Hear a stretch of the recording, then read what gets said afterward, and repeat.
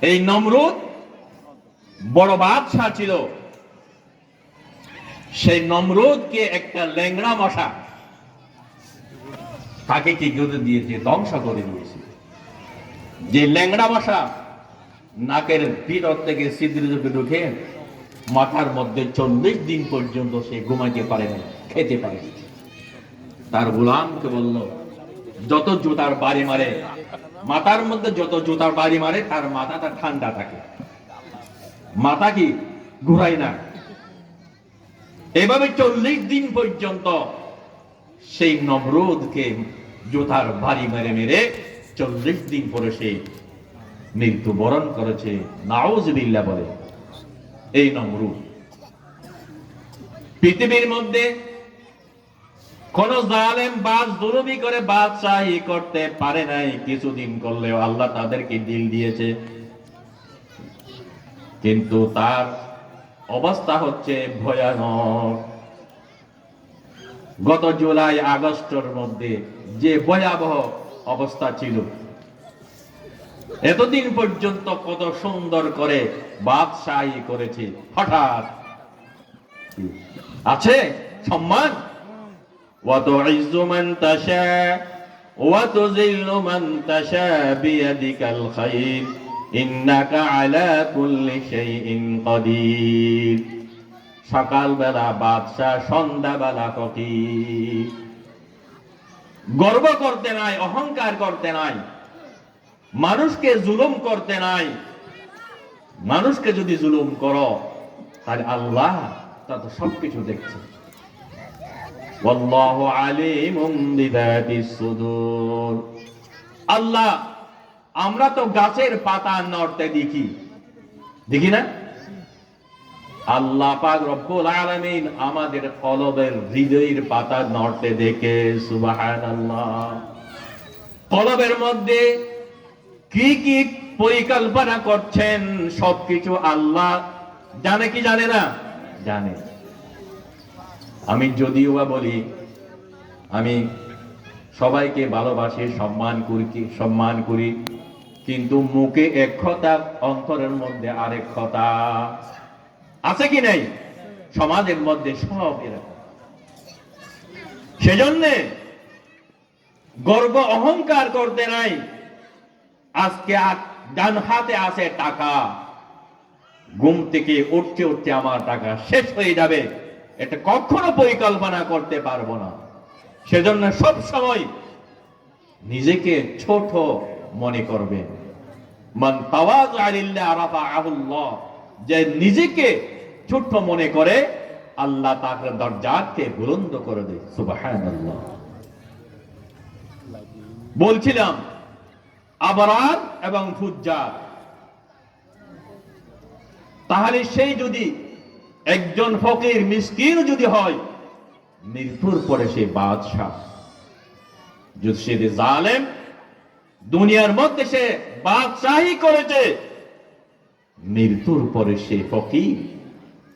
তার ফকির এমন যে সে ধ্বংস হয়ে যাবে, সেই তার সবকিছু তার জাহান্নামের মধ্যে চলে যাবে। সবাই বলো নাউযুবিল্লাহ। আমরা মনে করি মানুষ যখন মৃত্যুবরণ করে সব শেষ। না,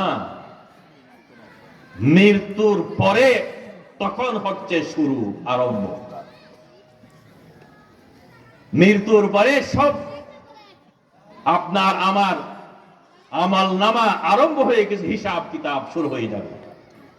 মার রাব্বুকা লা আদরি ওমা দীনুকা, তোমার দিন কি? লা আদরি ওমা হাদা রাসূল, ও যে কোন দাঁড়াই আছে উনি কে? লা আদরি, জানি না। যে মুমিন নামাজ দোয়া পড়েছে, নেককার দিনদার পরহেজগার, সে আরবিও দুনিয়ার মধ্যে পড়ে নাই, কিন্তু কবরের মৃত্যুর সাথে সাথে দফন করার পরে যখন সওয়াল জবাব হবে, সাথে সাথে আরবি প্রশ্নের উত্তর দিতে পারবে। সুবহানাল্লাহ। যখন মানুষ মৃত্যুবরণ করে আমরা কবরে দিয়ে দিই। খবর আছে, এটা কবর না, এটা হচ্ছে ফুলের বাগান অথবা আগুনের বাগান। এই দুইটার পরে আর কোনো অপশন নাই, সুযোগ নাই। মৃত্যুর পরে আমার কবর হয়তো বেহেশতের বাগানের, বেহেশতের বাগিচা হবে, অথবা জাহান্নামের আগুনের বিছানা হবে। জান্নাতের বিছানা হবে অথবা জাহান্নামের আগুনের বিছানা হবে। হাদিসের মধ্যে রাসূল সাল্লাল্লাহু আলাইহি ওয়াসাল্লাম বলেন, আল কবরু রাউযাতুম মির রিয়াজিল জান্নাহ আও হুফরাতুম মিন হুফারিম মিনান নার। কবর অথবা জান্নাতের বাগান হবে অথবা জাহান্নামের গাড়া থেকে একটা গাড়া হবে। এখন আমরা চিন্তা করি, আমরা বিবেচনা করি কি জান্নাতের বিছানা ইখতিয়ার করব নাকি জাহান্নামের বিছানা ইখতিয়ার করব? বলেন, জান্নাতের বিছানা। হাদিসের মধ্যে রাসূল আকরাম সাল্লাল্লাহু আলাইহি ওয়াসাল্লাম কে আল্লাহর নবীর চাচা ইবনে আব্বাস রাদিয়াল্লাহু তাআলা আনহু জি প্রশ্ন করেন, ইয়া রাসূলুল্লাহ আইয়ুন নাসি আফদাল? হুজুর, মানুষের মধ্যে সর্বশ্রেষ্ঠ ব্যক্তি কে? মানুষের মধ্যে সর্বশ্রেষ্ঠ ব্যক্তি, উত্তম কে? হুজুর আকরাম সাল্লাল্লাহু আলাইহি ওয়াসাল্লাম বললেন, আতওয়ালুহুম আমারা ওয়া আহসানুহুম আমালা। আল্লাহর নবী সাল্লাল্লাহু আলাইহি ওয়াসাল্লাম ইরশাদ করেন, যার হায়াত, যার উমর বেশি হলো, যার হায়াত বেশি হলো, যার উমর বেশি হলো, যার হায়াত লম্বা হলো, আতওয়ালুহুম আমারা ওয়া আহসানুহুম আমালা, যার আমলগুলো সুন্দর হলো, সেই ব্যক্তি হচ্ছে পৃথিবীর মধ্যে সর্বশ্রেষ্ঠ। সুবহানাল্লাহ। আল্লাহ পাক রব্বুল আলামিন বলেন, আল্লাযী খালাকাল মাউতা ওয়াল হায়াতা লিয়াবলুয়াকুম আইয়ুকুম আহসানু আমালা। আমি মানুষকে হায়াত এবং মওত দিয়েছি এজন্য যাতে করে তাদের থেকে আমি পরীক্ষা করব যে তোমাদের আমলগুলো সুন্দর ছিল নাকি অন্য কিছু ছিল। এখানে লিয়াবলুয়াকুম আকসারা বলেন নাই, লিয়াবলুয়াকুম আহসানু আমালা। কার আমল সুন্দর? একজনের 80 বছর 70 বছর হায়াত হলো, কিন্তু তার আমলগুলো সুন্দর হলো না। হায়াত বেশি পেল কিন্তু আমল সুন্দর হলো না। আল্লাহর নবী বলেন, সেই হচ্ছে ক্ষতিগ্রস্ত। সবাই বলো নাউজুবিল্লাহ। হুজুর সাল্লাল্লাহু আলাইহি ওয়াসাল্লাম এজন্য বলেছেন, আতওয়ালুহুম আমারা, যার উমর বেশি হলো, ওয়া আহসানুহুম আমালা, যার আমলগুলো সুন্দর হলো, সেই হচ্ছে পৃথিবীর মধ্যে সর্বশ্রেষ্ঠ। আর যার উমর বেশি হলো আর আমলগুলো সুন্দর হলো না, সে পৃথিবীর মধ্যে সর্বনিকৃষ্ট। নাউজুবিল্লাহ। সেজন্য এখানে আল্লাহ আকসারু বলেন নাই, আহসানুহুম বলেন। আমার আমল বেশি, বেশি নামাজ পড়েছে, হ্যাঁ বেশি রোজা রেখেছে না, আপনার রোজা, আপনার নামাজ রাসূল সাল্লাল্লাহু আলাইহি ওয়াসাল্লামের সুন্নত পদ্ধতিতে হতে হবে। বেশি বেশি নামাজ পড়ে, বেশি বেশি রোজা রাখেন না।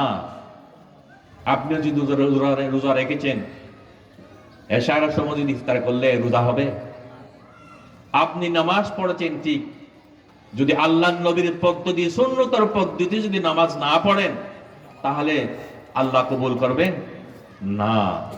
তাহলে কি করতে হবে? সুন্নত তরিকা আমার আমলগুলো হতে হবে। এই যদি হয় তাহলে আল্লাহর কাছে আমার এই আমলগুলো গ্রহণযোগ্য হবে, অন্যথায় আমি কতগুলো।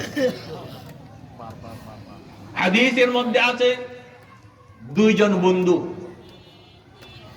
একসাথে জন্মগ্রহণ করলো, একসাথে মৃত্যুবরণ করলো, একসাথে নামাজ পড়লো, একসাথে তারা দুনিয়া থেকে বিদায় গ্রহণ করলো। তার আমলগুলো সমান সমান। মৃত্যুর পরে তার একজন বন্ধু দুস্থ স্বপ্ন দেখছে যে এক বন্ধুর তারা দুজন বেহেশতের মধ্যে আছে। তাহলে এক বন্ধু স্বপ্ন দেখতেছে যে দুজনের মধ্যে একজন তার জান্নাতের মধ্যে এমন একটি আওয়াজ শোনা যাচ্ছে, ওই বন্ধুর জান্নাতের মধ্যে সেই আওয়াজটা শোনা যাচ্ছে। আমার কথা আপনারা বুঝতে পারছেন?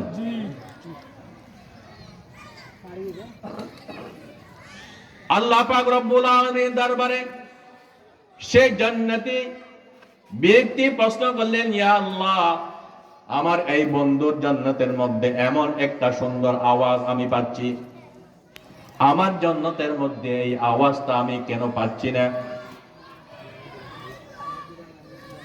আল্লাহ পাক রব্বুল আলামিন বলেন, তোমরা একসাথে নামাজ পড়েছো, একসাথে জন্মগ্রহণ করেছো, একসাথে দুনিয়ার থেকে বিদায় গ্রহণ করেছো, তোমার দুজনের রোজা সমান, নামাজ সমান, সবকিছু সমান সমান, কিন্তু